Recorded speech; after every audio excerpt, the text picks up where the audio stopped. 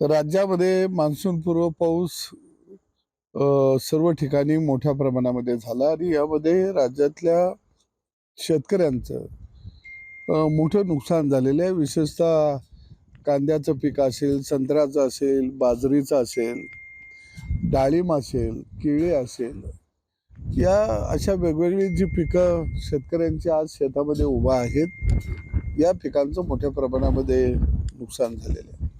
निश्चितपणानं या सगळ्या नुकसानीचे पंचनामे करण्याचे आदेश राज्य सरकारनं दिलेले आहेत आणि राज्यातल्या शेतकऱ्यांना निश्चितपणानं नुकसान भरपाई मिळेल. वेगवेगळे मंत्री नुकसानीची पाहणी आणि दौरे करत आहेत. राज्याच्या कृषी मंत्र्यांचं वक्तव्य सुद्धा मी आज काही चॅनेलवरून ऐकलं.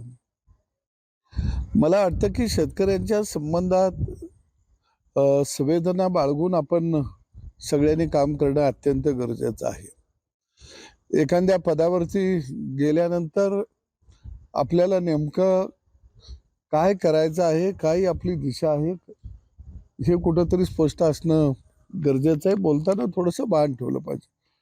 पण माणिकराव कोकाटे हे राज्याचे कृषी मंत्री आहेत. मी त्यांच्या बाबतीमध्ये सांगेन की हे व्यक्तिमत्व ग्रामीण भागातलं आहे.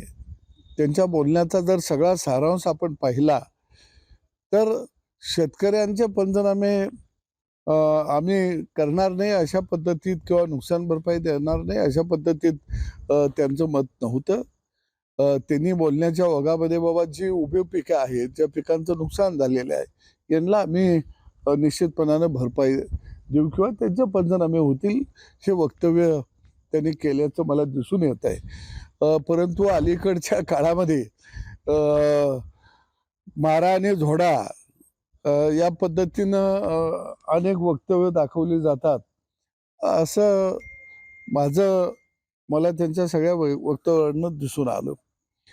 आणि म्हणून निश्चितच कृषी मंत्र्यांनी सुद्धा थोडंसं भाष्य करत असताना शेतकऱ्यांच्या प्रश्नावरती संवेदनशील राहून भाष्य करावं एवढीच मी त्यांच्याकडून अपेक्षा बाळगली.